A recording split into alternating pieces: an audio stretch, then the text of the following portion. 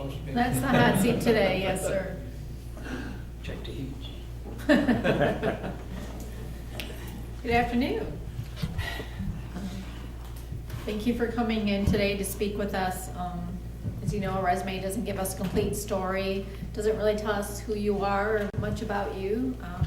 So we've got a list of questions we've been asking all our candidates. I'll be leading them off, and then each one of our council members will be asking you a few questions themselves. Okay. And after we get done with our section, we'll ask each other if there's a follow-up to that area. Okay. So right off the bat, we're going to ask you to give us a brief summary of your work experience and then tell us why you applied to Manistee and how you think your style and expertise will be the right fit for us.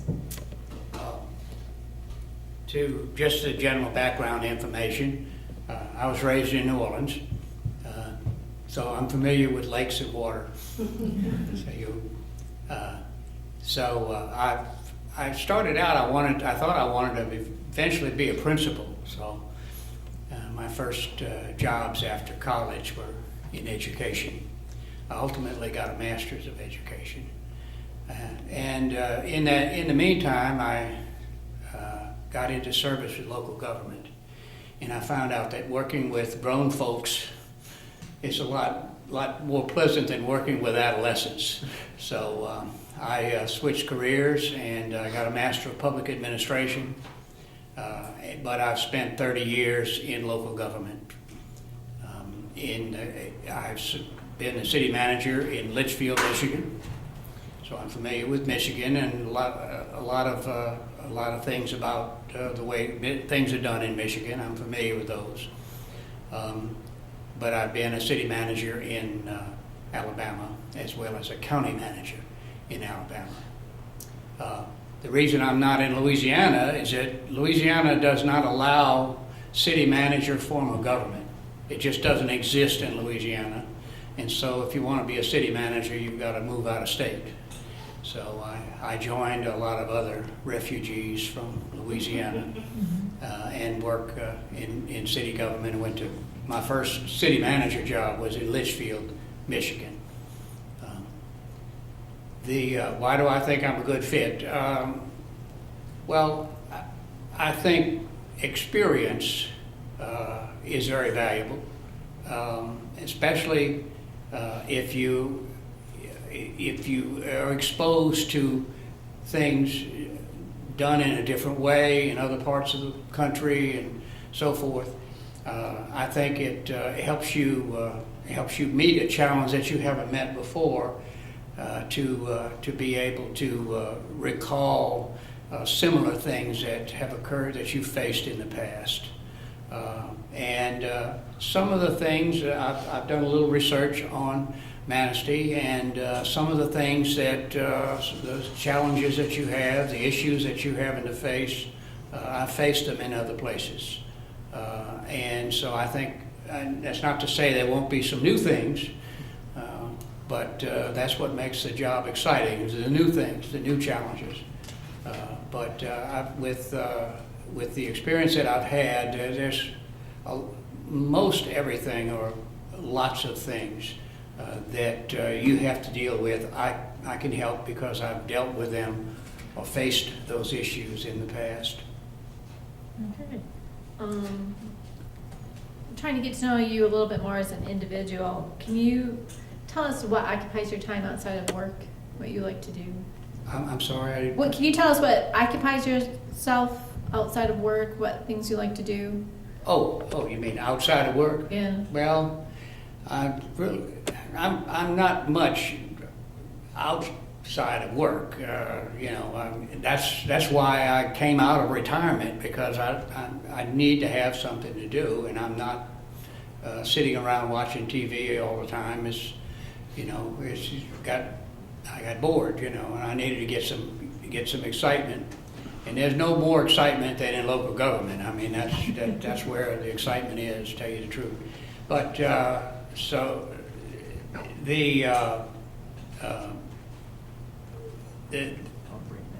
again, it's a matter of I'm focusing on what needs to be done, and in the normal workaday world, you know, you have you have challenges and things that you have to meet, and so that's why I'm doing that. Okay. Looking back at all your different jobs that you had, can you tell us what you take the most pride in, two of your accomplishments that you are really proud of? Well, there were a lot of them. Some of the ones that were most most presentable, that you can talk about and you can focus on and say this was something that I did. In Chambers County, we built an industrial park from the ground up. So, you know, I did that in the 3-year period of time that I was there. In Anniston, we built 3 huge projects.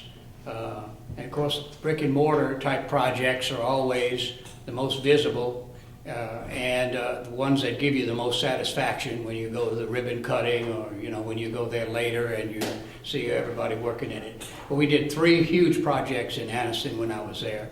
Anniston had a very low debt service, and they had some significant needs that had been abandoned for a long time, had been neglected for a long time. We built a $17 million court, jail, and police department. It was a $17 million facility.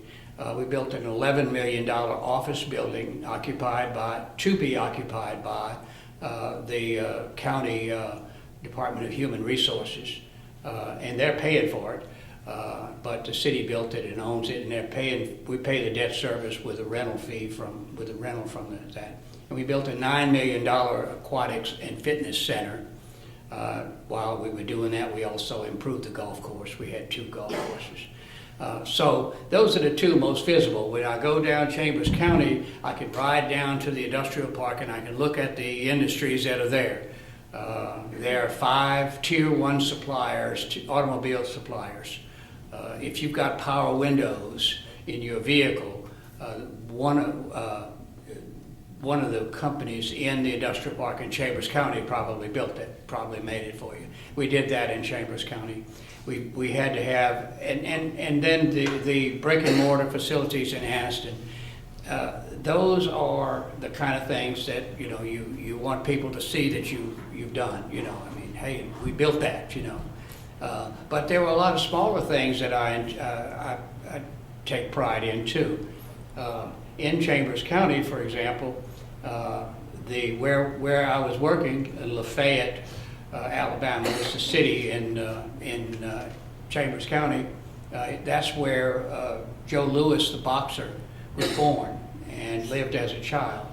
And while we were there, I worked with community groups in the county, mostly in the city, the Barrow family descendants. And we put 110,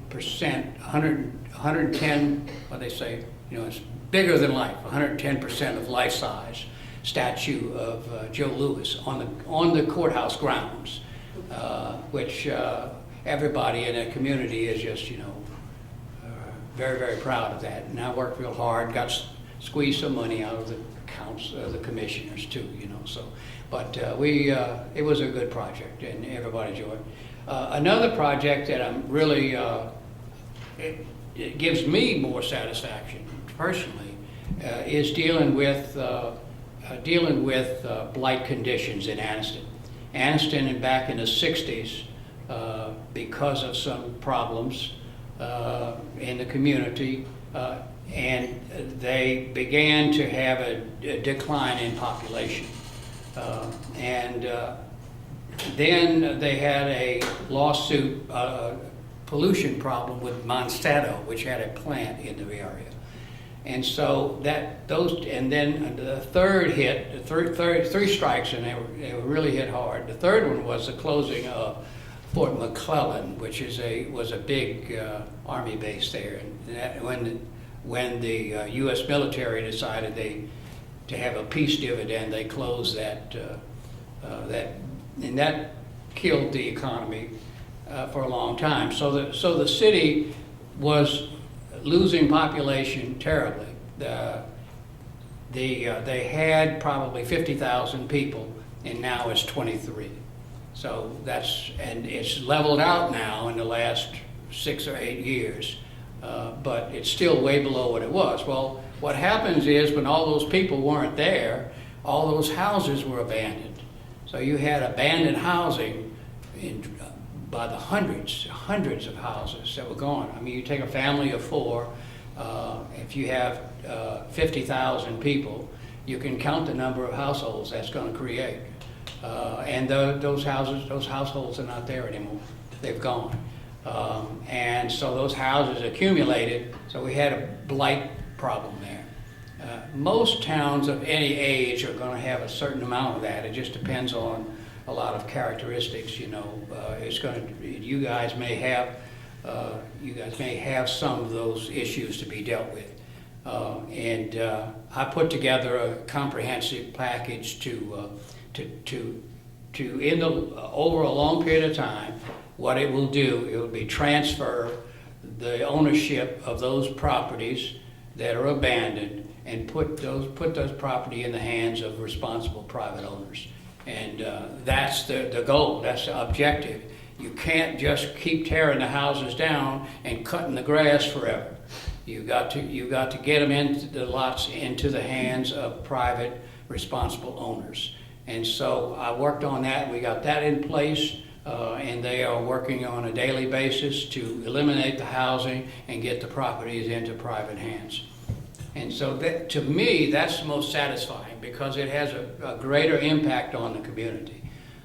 It's like it was like a smaller version of what's going on in Detroit in terms of the abandonment of property.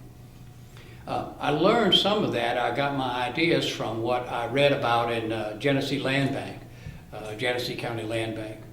So I evolved from that particular. And of course it had to fit in with state law on private propertyship and redemption and all that sort of thing. But I worked it all out and it's working fine.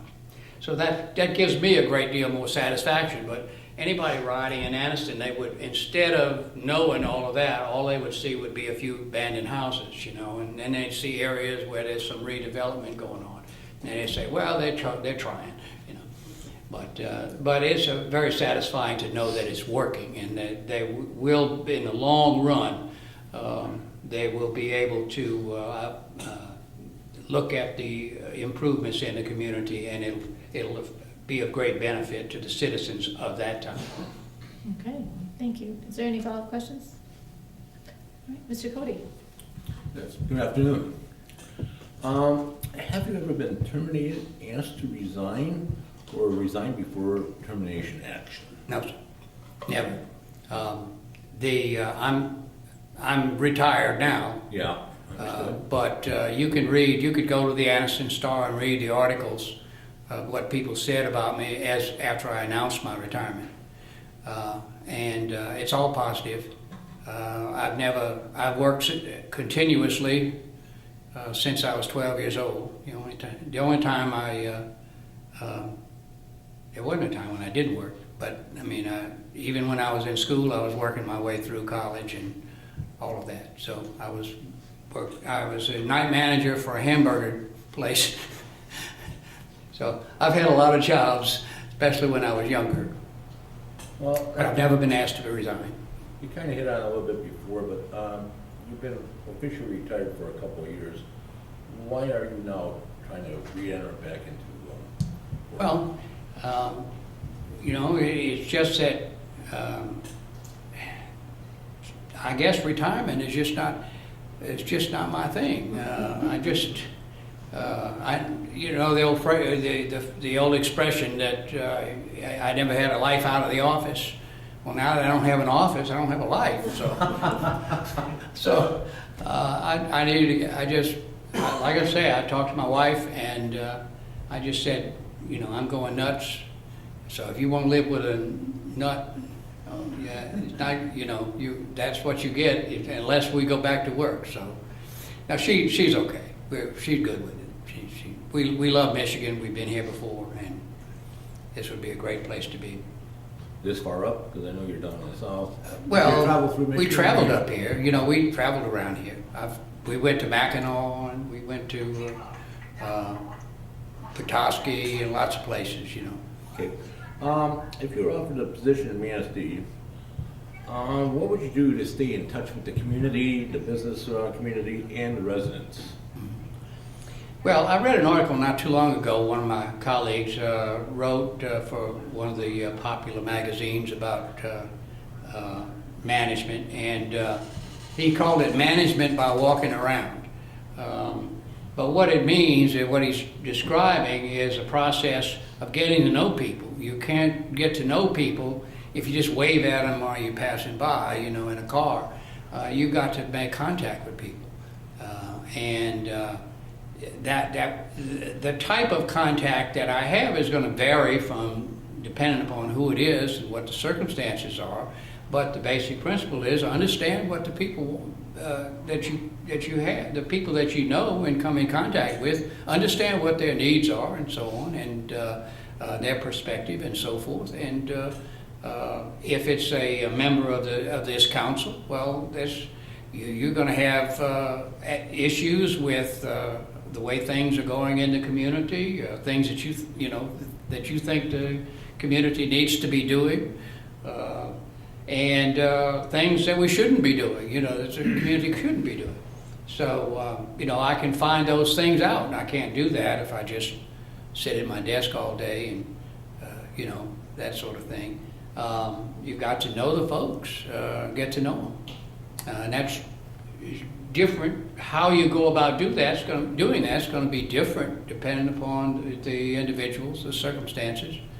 Civic clubs are important, you know, participation in that, and being open and receptive to what the public, members of the public who come up to City Hall because they have a problem or some need or want to change something, then you know, be open and receptive to those. I know the book. I had to do it 20 years ago. Okay, I'm done. Any follow-up questions? No. When you were talking about getting to know people, you're talking about like staff and people in the community? Sure, all of the above.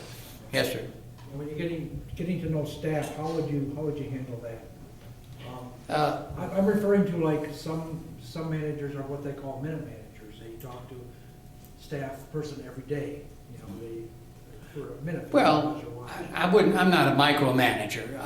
One of the things that I liked, one of the little cliches sort of like that it comes to mind on that is get good people, give them what they need to do their jobs, and get out of their way and let them do it, you know. So, I mean, that's a thing that I do. But on the other hand, sometimes you need to look over the shoulder a little bit. Sometimes you have somebody new or somebody that looks at it maybe that is contrary to the wishes of the majority of the council. So, you know, but you have to, again, to know them, you have to interact with them. You have to be engaged with them. But I get good people, find the best people that you can find, and get out of their way. Let them do their jobs, and reward them when they do well, and you know, maybe let them know that they didn't do something well. You know. Thank you.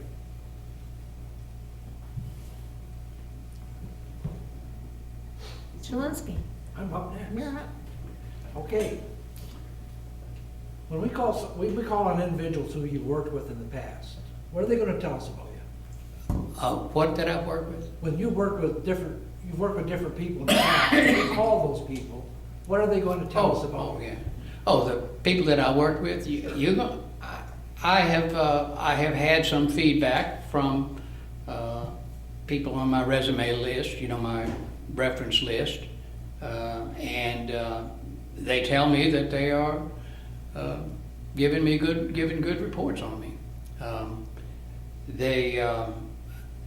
I think they will say that I'm easy to get along with, that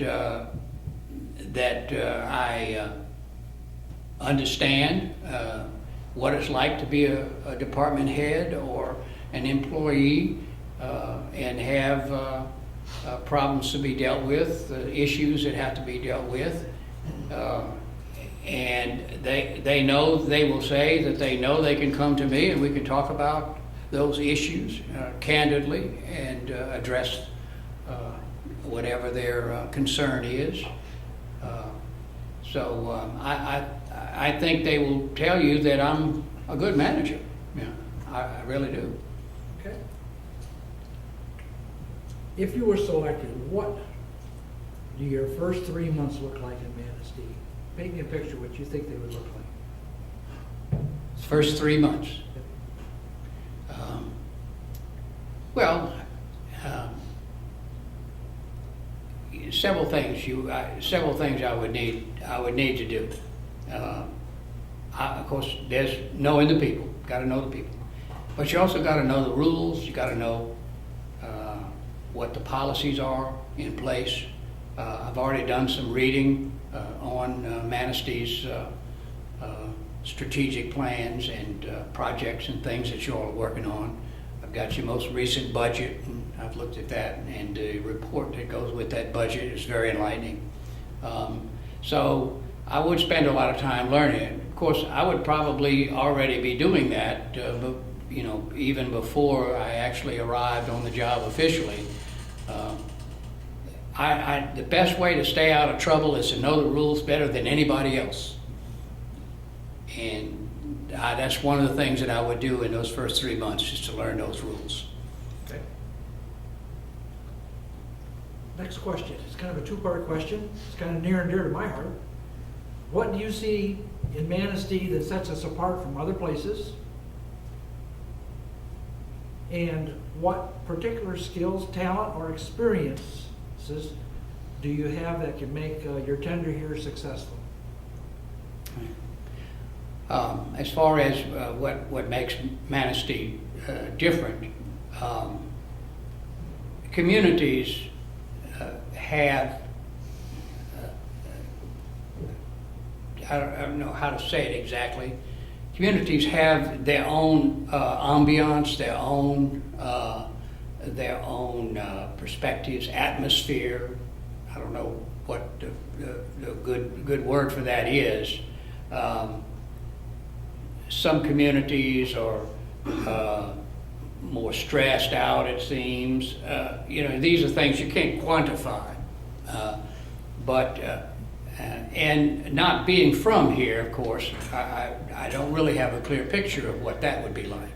But I would learn that as soon as I could by being engaged and involved with the community very well. My general perspective on things, there's a philosophy of economic development that's gaining traction these days. It's called asset-based community development.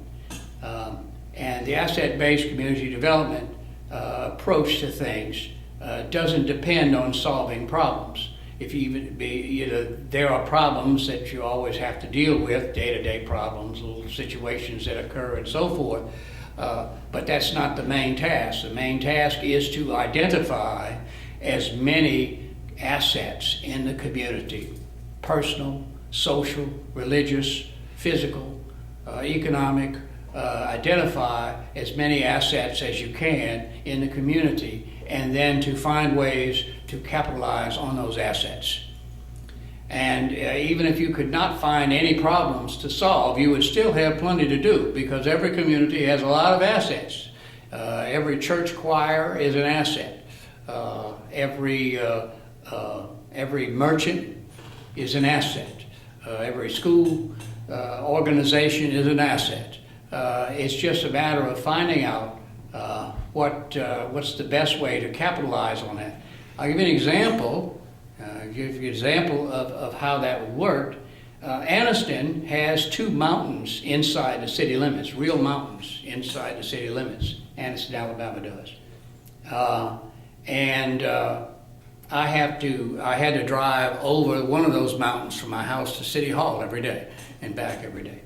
But I never really paid much attention to the other mountain because there was no roads on it, you know, so it's just an empty mountain up there. But then one day we discovered that there were people riding bikes up there.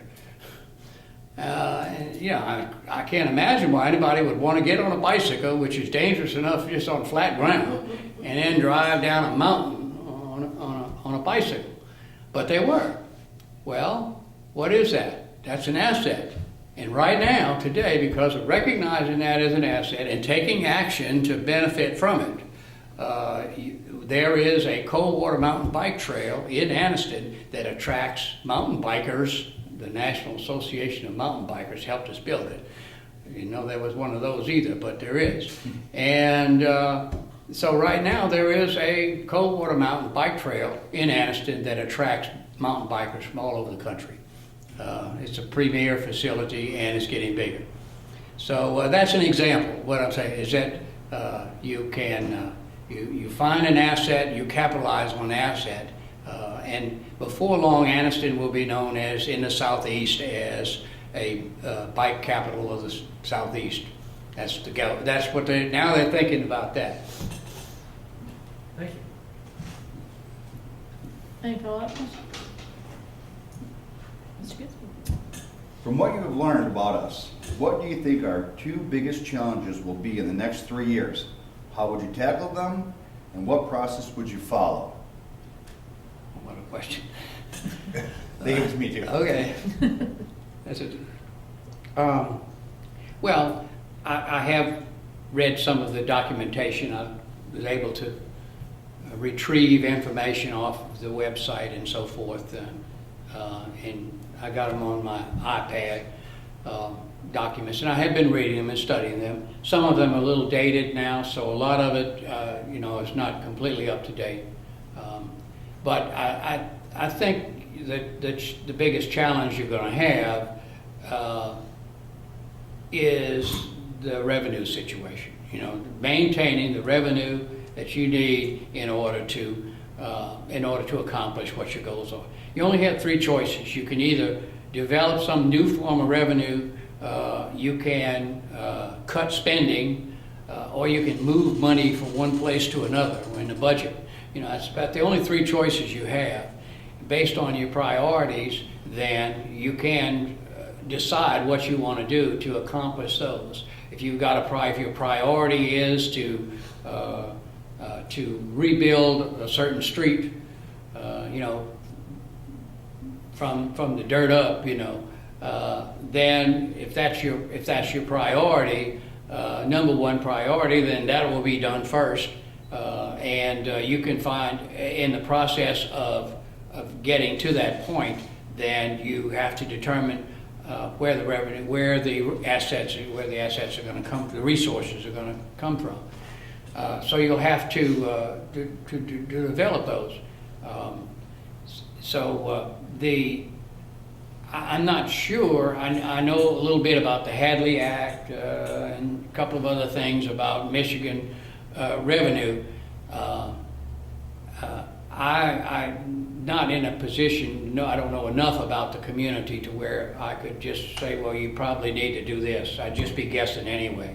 I think it will take a great deal of study.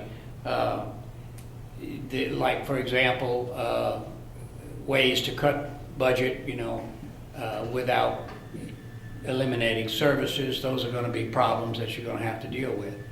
And I'm not sure I know the answer to that. I think in the long run, you just need to develop the economy, find the assets, and capitalize on those assets in the long run. But in the short run, it's a matter of which problem you face right now that's the worst one, and to go ahead and deal with that as best you can. And that makes, I know you all have done some strategic planning, but you can't stop doing that. You've got to, because the situation may change as time passes. Loss of industry in terms of the port, do we need to have incentives? We could have incentives to attract industry. In that industrial park that I spoke about, has 5 tier 1 suppliers. We had, they got cash on a barrelhead, $1 million or more, depending upon the size of the industry, from the state of Alabama. So, I mean, that money was available, and we used that money to incentivize occupancy in that industrial park. So those are strategies, implementation strategies, tactics more is a better word for it really than your strategies. But those will present themselves, and it will be my job to explain or to help you understand what these particular tactics are and what can be done and what can't be done and so forth, and then to help you make a decision on what you want to do, want to prioritize. Good. I think you answered the follow-up, so I'm not going to ask that one, in my opinion. What is the most difficult ethical challenge you have faced as a municipal executive? Tell us about it, how you handled it, and what you do differently, if anything. I haven't really had a lot of ethical dilemmas to deal with. As far as myself, my own behavior, nobody's ever questioned anything on that at all. But I did have a situation in Anniston where there was some minor ethical infractions among the staff. The director of public works was a good man, good public works director. Let me back up a little bit.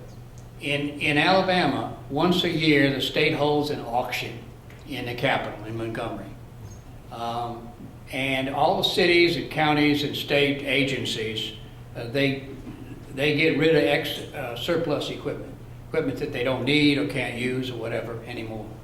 And so what happens, and it's very lucrative because the cities and the counties can have big equipment, tractors and bulldozers and trucks and all that kind of stuff. They can use them for several years and sell them at the auction.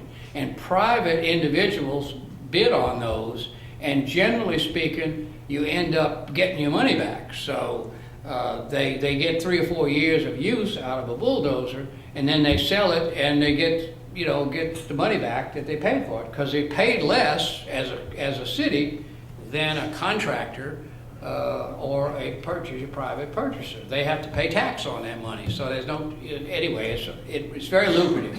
Well, there was nothing wrong, in my opinion at the time, there's nothing wrong with city employees going to the auction and bidding on equipment.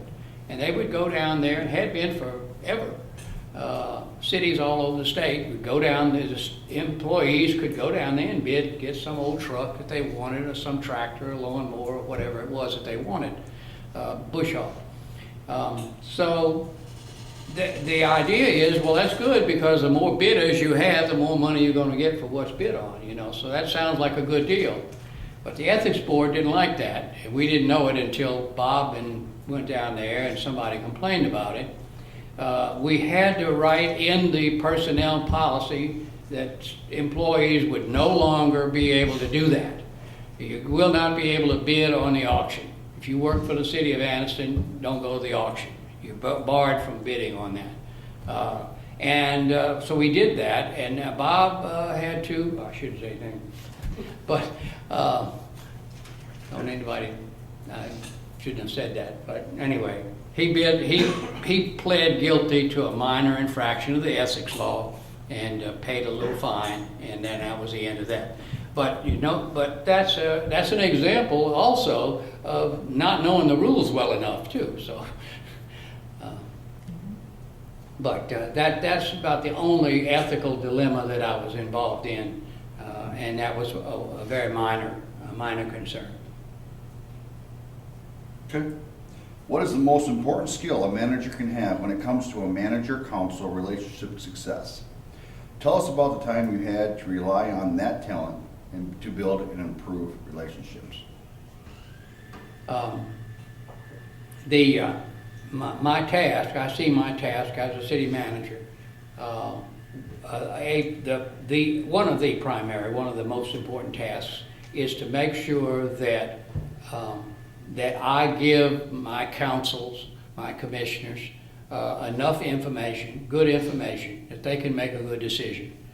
I mean, that's the number one thing. I mean, all the other stuff is good, but if I'm not giving you good information, timely information, accurate and so forth, then that's the worst thing that's going to happen in our relationship. Is to get that information. We can like each other or dislike each other and all that other stuff, but giving you so that you make a good decision, and for the benefit of the folks, for the benefit of the city. Do you make recommendations then, when you're giving out the information to the council people? Do you also give out your recommendation, or what would be the best course? Well, yeah. I mean, yeah, I would express if I know something about it, you know. I mean, there's a lot of things in a community and private individual things that are going on that I might not be aware of, but if I, you know, if it's an issue that's coming forward eventually, you know, I would hope that I would be able to talk with members of the commission about it, and so that they would understand what it is that's coming down the pike, or, you know, what it is that's an opportunity that they might be able to grasp and take advantage of. Yeah. Now, as far as what would happen after the council makes a decision, that's different then. You know, once the council makes a decision, then I'm all for it. You know, then I'm on board with that. You know, that's. Any other follow-up question?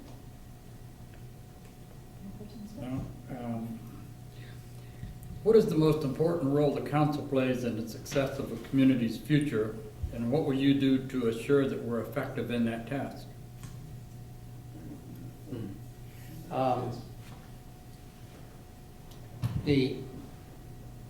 Again, it comes down to I'm an advisor. I can be an advisor and be helpful, and to do the research, the homework that's necessary to make sure that issues are vetted adequately by the council. There's no one way to do that.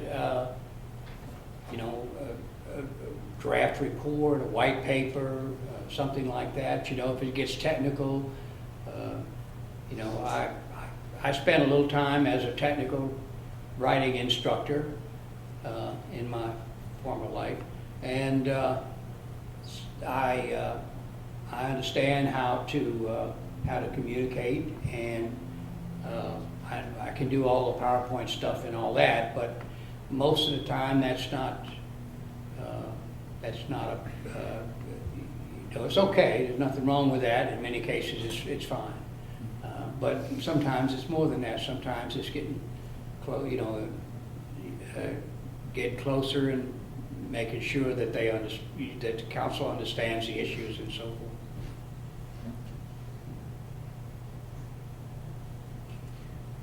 Are you more of a manager or a leader? And can you describe how you exemplify the best of that quality? Well, I've read several books on leadership and that sort of thing over the years, and I think in the role of city manager, I'm a leader as far as the staff is concerned. But I'm not. But I tend to resist being some sort of a super champion out in the community. I don't see that as an important role. You are the elected leaders of the community, and it's my job to facilitate that, give you what you need to do your job, and you know, parading around and being a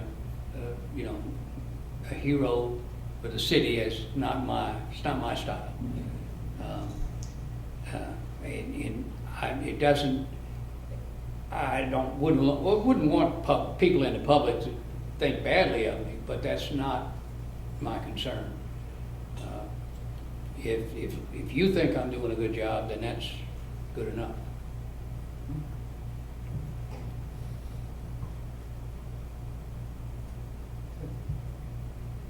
Any follow-up questions? Councilmember Whitliff? Go ahead, one more. Okay. When hiring a new department director to join your team, what skills and characteristics would they need to possess and why? On staff, hiring staff, Yes. you're talking about? New department head. Department heads. It's important to understand who those individuals are, to do those things that are necessary to identify their capacities adequately. And you can check backgrounds and that sort of thing. And depending upon what the position is, the amount of effort that you have to put into it, it varies to do that. But I would evaluate a candidate for the position the way you evaluate me or a candidate for the position of manager. What's the record? What are the accomplishments? What kind of things have they done in the past, and so forth. I've had to make some changes on the staff in Anniston. Didn't have too many changes in Chambers County. There was some changeover in the highway department among the operators and stuff like that, but that I let the county engineer handle that pretty well. And then in Anniston, I had to replace the chief of police twice, the fire chief once, the city engineer twice on the engineer, and the public works director. So I followed a procedure. You know, I tried to identify their strengths and weaknesses and tried to pick the candidate that was most knowledgeable with training and background and so forth. Doing basically what you guys are doing with me. When you went through that process and when you had to replace these individuals, what sort of a process did you go through with the people you replaced to identify the weaknesses and potential corrective actions that may have kept them from being replaced?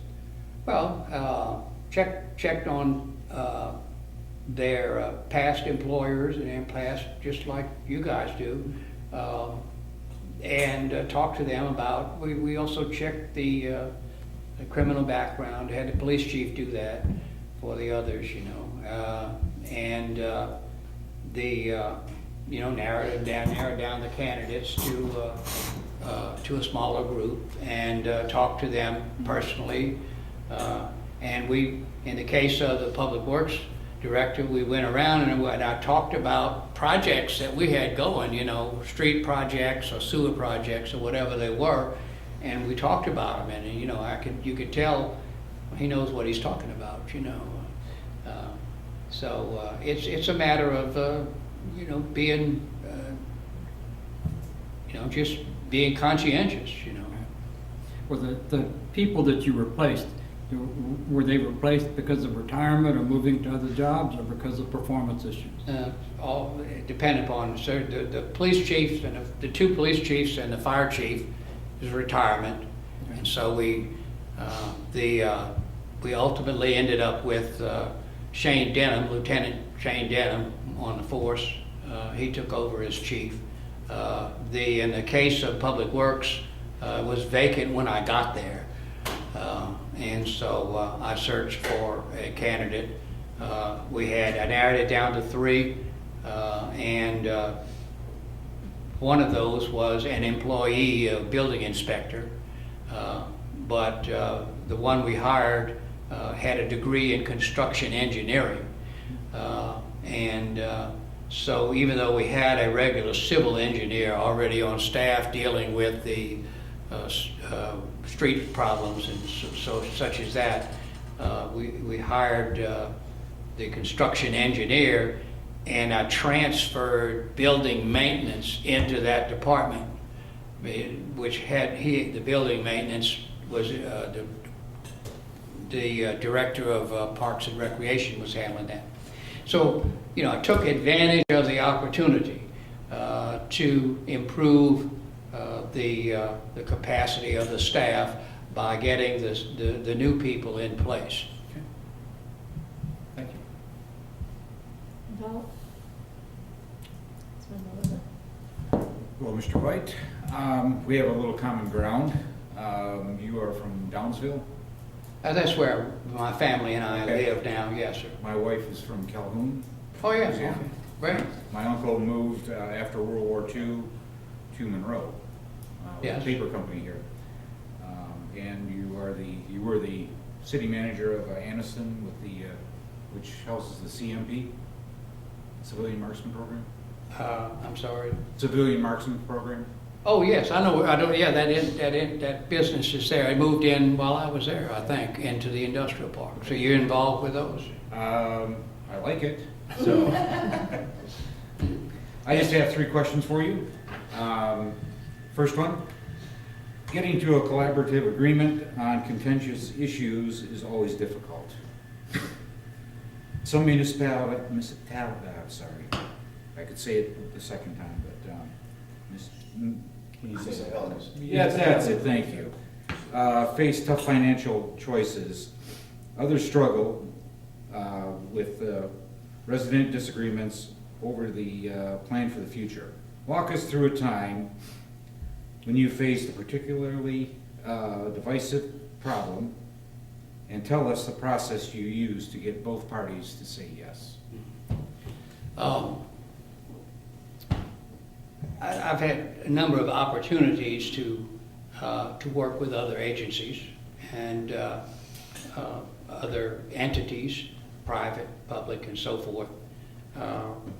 Lots of opportunities to do that. Like for example, in Litchfield, we found out that a lot of our water meters were not reading the water services properly. We were losing money because when they get older, they get looser, and more water gets through than and doesn't get measured. So we worked with the city of Hillsdale, and we installed a Galaxy wireless meter reading system. We replaced all of the water meters over time. Actually, they started before I left and continued to do it afterwards. But the Galaxy system reads the water meters 6 times a day and sends the information directly into the software at City Hall, which can then, with a touch of a key, print a real-time water bill. And it has a lot of benefits, but we had to work with the city of Hillsdale to get that system in place, working with them. In Anniston and other places, I've worked with the economic development departments, the industrial, the Chambers County Industrial Park. There was a partnership between the Chambers County Commission and the Industrial Development Authority of Chambers County, which owned the property originally. So yeah, I've worked with other entities and agencies to accomplish tasks. Now, one of the things I've learned recently since I've retired, the Arizona State University and the ICMA have put together a toolkit that a community can use to determine if it's better to work with somebody else on a given project or if it's better to go it alone. And they put together this package, this sort of like a guide system, where you can assess the situation and say, well, okay, if we do it alone, this is how it's going to work. If we do it with somebody else, this is how it's going to work. Or maybe we should not do it at all, you know. And so there's this toolkit that I've been reading about, and I haven't ever used that because it's after I retired, but it makes a lot of sense, and so I would be interested in using that in making an assessment on whether or not to do a project that the council wants in partnership with private individuals or with the county or with the IDA or whatever, or not to do it at all or to go it alone. Great. I'm just gonna back up on, you mentioned the water meter issue, that you had water meters that were running slow because of age and such. How did you We solve? don't have to read the meter in person. You don't have anybody walking out reading the Right. meters anymore. So But that, with the older meters, and you had issues with billings, how did you correct that?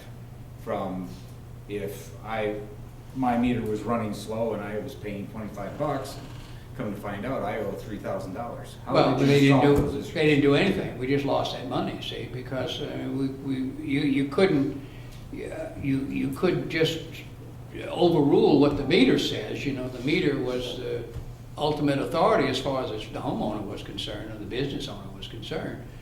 So that's why we replaced the meters. And we paid for all that because we eliminated a meter reading person. And also the bills increased, and it didn't all happen at once. It took years to replace all those meters. You couldn't just go in and replace everybody's meter in one time. You had to do it a little at a time. And some of the meters were in industries in Litchfield has a 20-year-old Tifa district, and there's several automobile industry facilities in Litchfield in that Tifa. So they changed their meters first because they're the biggest users. And when you change that, you immediately saw a difference in what the meter said was owed. And so then over time, you start with, you know, those who were biggest users and gradually work down to the individual homeowners and so on. Okay, thank you. Next question is, looking back over your career so far, what do you see as the most creative or innovative project or program that you were involved with? Tell us about it, why you were involved in getting it done, and why. I had mentioned earlier the situation on eliminating blight properties. There's also another opportunity had to do with the downtown facade, but this is a little controversial. And because oftentimes I'm pretty sure you guys have a downtown development authority. Anniston didn't have a downtown development authority, but they had a downtown, like a Main Street program, 501c3, and they get funds from the city, a little bit of money from the city, and they raise some money of their own, and so forth. And they had a $4,000 facade grant, and nothing wrong with that, but it wasn't being used. It was leftover UDAG money that they had from back in the 80s, and several $1 million in there. But what would happen would be they would come in to want to get the incentive money, and they would be putting these $3,000 or $4,000 awnings on a building that's about to fall over, you know. And so it just occurred to me there ought to be a better way to do it than that. So what I did was I worked with the council. I worked with the council on all these projects, obviously, but we restructured that, and we made it a 50-50 forgivable or deferred payment loan program. They had to come up with 50%, and the city came up with 50%, matched it, and so it was 50-50 up to $50,000. But it had to be used on structural elements in the building. So, yeah, okay, well, they could include an awning as part of that, but we were addressing the main issue, which was that these old buildings were deteriorated. They needed a lot of work on them. You just couldn't you had to do that, otherwise it was an unhealthy situation. And so they have that system in place now. There's also some other aspects to it, and we expanded the area that it covered. It covered the downtown primarily, but it also went out a little further than that. So that's an innovative approach based on an observed need and an opportunity. Thank you. Last question. Every Michigan community has faced severe financial difficulties over the last decade. When you look at our budget and forecast over the next couple of years, what do you see, and what are you bringing to the table to help us manage our financial difficulties? Well, I think obviously, that you guys have done a good job of trimming the budget. And maybe it may be that there's some differences of opinion among you on that, but looking at the steps that have been taken and what I've read about the city, you've got about as lean an organization as I've seen. So, you know, I admit it's going to be a challenge for me to come up with some new opportunities to trim the budget, because there's not a whole lot of fat in the budget to trim, as simple as that. It's going to be a matter of raising more revenue. Like I say, you either have more money coming in, less money going out, or you just move it around. And you've done about all you can do with in that regard. Now, I haven't explored what the options are for you in terms of grants and stuff like that. There may be some opportunities there, but oftentimes those are very difficult and hard to get. And you spend a lot of effort sometimes. It's an investment that sometimes doesn't pay off. But you know, opportunities are there. They just have to be identified. And you may know of what they are yourselves, but you may not be thinking, well, hey, that's something we need to take action on. You know, so if you share with me and we share with each other as we go forward, we may discover that there's opportunities for more revenue. We just really hadn't found them. We hadn't come across them, and we will. I think that was part of my task, and part of my task would be to help you do that. Thank you.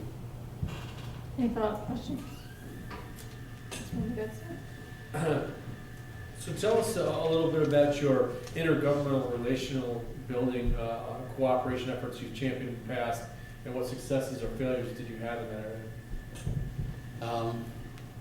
The only failure that I can think of was when I was in Litchfield, city of Jonesville, city manager over there. His name was Mitch Mitchell, and he and I talked at length about some sort of a joint recreation district or something, and we talked about it incessantly, but never really got it off the ground. And then I went on to Alabama, so we didn't finish that. In West Monroe, this is going way back now. In West Monroe, they had a development agency that was funded jointly by the county, parishes in Louisiana, but by the county and the city, several cities in the county,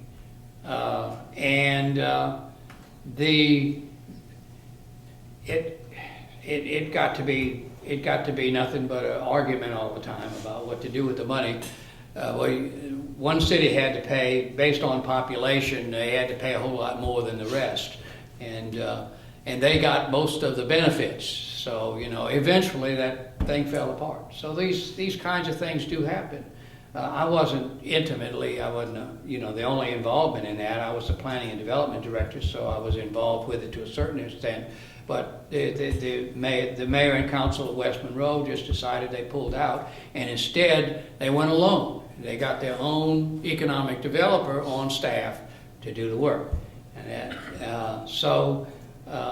those kind of things can happen, and you don't necessarily have any control over something like that. Those things just happen like that. On the other hand, I've worked with the Industrial Development Authority. I've worked with the Regional Planning and Development Agency. And there's one of those everywhere. You guys got one on West Michigan Economic Development, whatever the name of it is. I get involved with those. Those are very important agencies that I work with. If I can work my way into a position on a committee or something, and I'll do that on those agencies. I've worked with the Spirit of Anniston, which is a Main Street program. I've worked with going back in West Monroe again. Back in the 90s, when I was working there as the Planning and Development Director, I worked with the Downtown Merchants Association. That's a good example I can give. West Monroe had a downtown that was a ghost town. It was empty, nobody there. Buildings were just sitting there rotting. We found one of the property owners who had some desire to improve the situation, and we started working to improve that area. We got the council to pass a 10-year downtown development action plan. It involves zoning rules changes, the creation of a historic district, and development incentives were included in that.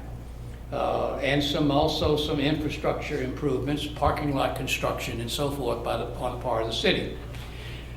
That evolved into a group called the Antique Alley Association. And all the merchants, all the building owners and the merchants could be a member of that organization. And today, you can't rent a space on Antique Alley. It's full. Everybody, so I was working with this Antique Alley Association, those private property owners.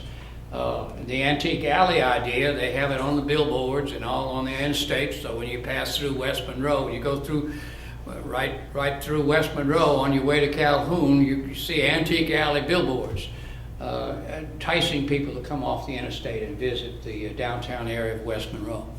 I received an award from the Louisiana chapter of the American Planning Association for that 10-year action plan. The historic preservation ordinance that I passed became the model for the state for about 5 or 6 years. They were the state agency promoting historic preservation used my ordinance as a model of how to do it, and they would share that with other communities. So about half the historic preservation ordinances in the state of Louisiana are mine. So that's, again, it's a matter of taking opportunities and finding them and making the best use out of those opportunities. In Manistee, the city manager functions also as the human resources director. What is the most important, long-lasting initiative you've developed regarding employee growth and development? And tell me what it means, what measures you use to judge its success for that effort. Well, luckily, I have had really good qualified human resources people working for me. Litchfield did not have a human resources office. It was a small town, but we had a little turnover, and I had to, in the public works department. Anniston had a very competent 30-year experience as human resources director.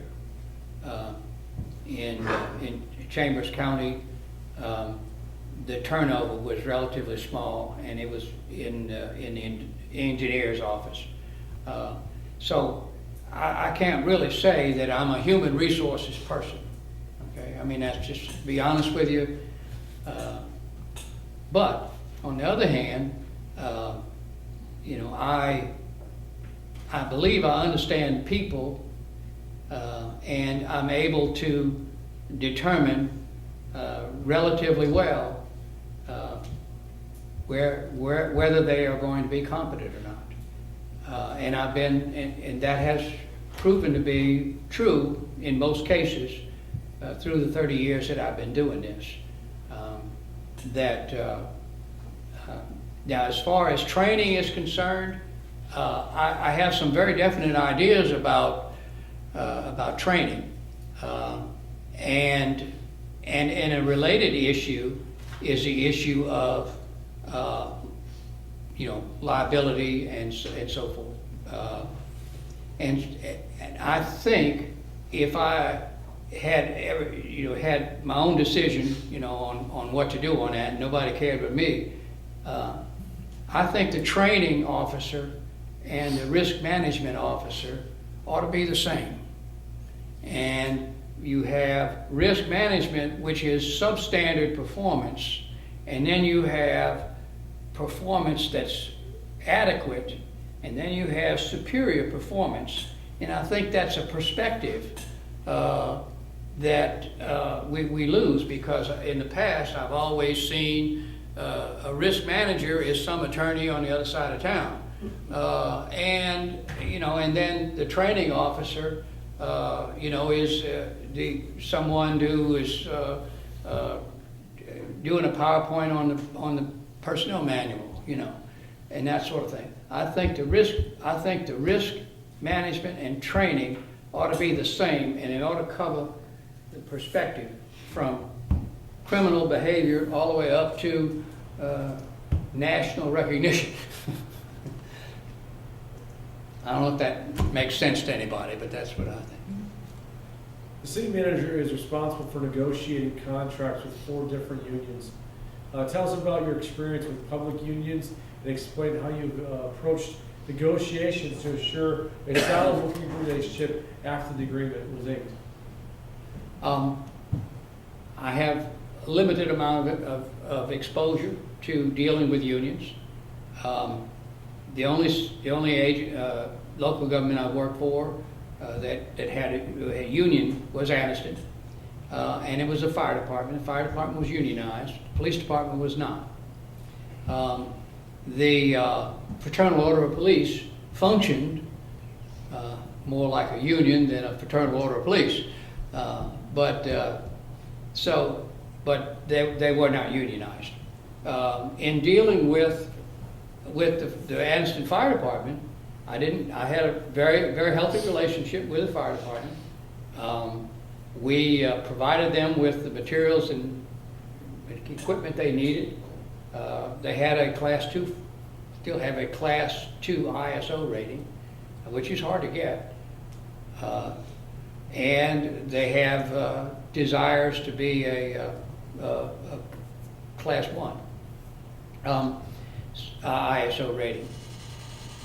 In dealing with them on a negotiated issue, we had, like many of you do, and you guys may have this problem too, I think I read about that here. The police and fire retirement system was getting close to being bankrupt. It was predicted by the actuaries to be bankrupt by 2020. So that's not very far away for a retirement system when you think about it. So we had to do something about that, and we had to negotiate with the police and fire. The rest of the staff was on the Alabama municipal retirement system, but the police and fire had their own separate retirement system. So we had to deal with that issue, and we negotiated, and what we did was we successfully negotiated a reduction in benefits. It's a defined benefits plan, a reduction in benefits, an increase in premium payments by the city as well as by the individual, participant, and to make it work and balance out for the actuaries, the city put a cool $1 million right into the fund, cash on a barrelhead. So we negotiated all of that because obviously they didn't want to lose their benefits and they didn't want to pay more premiums and so on. So we had to deal with that, and we negotiated.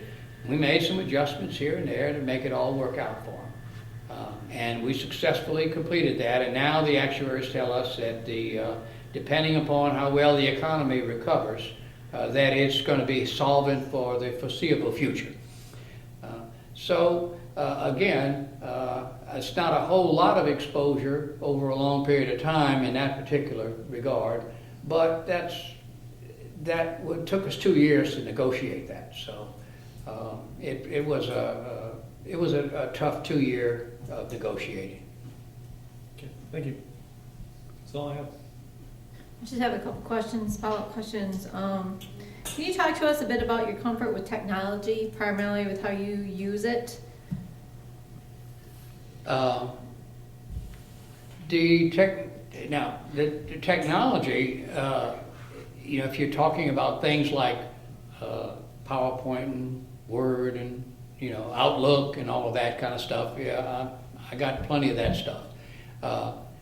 Back when I was teaching technical writing, they just had email. So we talked about email, and we had to add these new devices as time passes over a 9-year period. While I was there, that was during a period of explosive change and all of that. So I'm pretty well up on what those things. I don't do Facebook. Sorry, I just don't see the value in that. But other than that, I'm well versed on the kind of software that helps me get the job done. I use a calendar and all that kind of stuff. As far as more technical and beyond that and networking and all of that, no, you got to keep up with it as much as you can, but you're not going to. This changes too fast.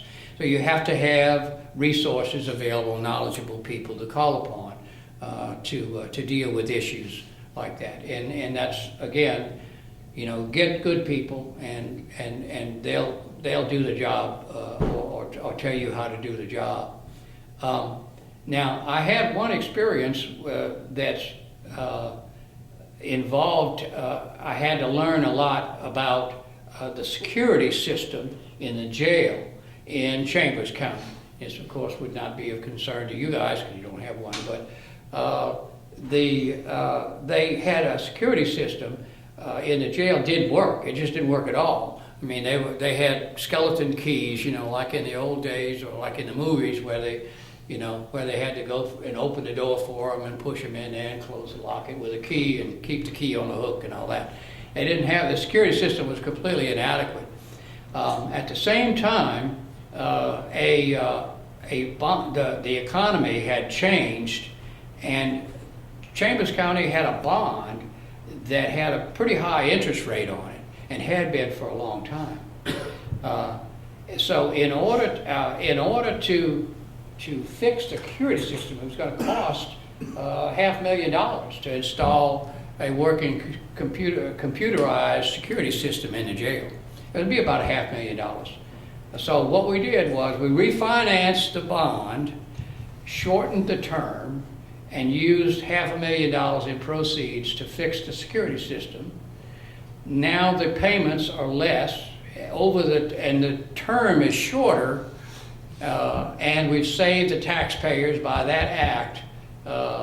Probably saved them $5.2 million over the life of the loan. So, I mean, that was an opportunity, but I had to learn a lot about security systems for jails and what's the best one to put in there and so on and so forth. So it's totally useless information now, but it was. Are there any other follow-up questions council would like to ask? Appreciate your detailed answers. A lot of follow-up questions I was forming, you answered during your responses, so I appreciate your detailed responses. So now it's your turn. Do you have any questions for us? No, I think I kind of have a general picture of what your concerns and issues are that you're dealing with, and you know, other than the procedure for making the final selection, whatever, you know, I don't know that, but I could ask that question. That's about it, really. I think we're just still in the process of interviewing our candidates and looking where we at to these interviews. I do appreciate you very much, you know, giving me the opportunity. I think sometimes communities don't invite good people to interview because they're so far away.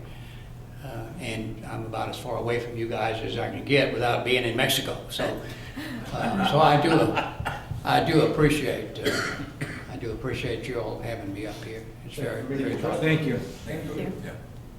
That's it. That is it. Thank you. Of the interviewed candidates today will be in open session after the closed session. I make that list. I'll second.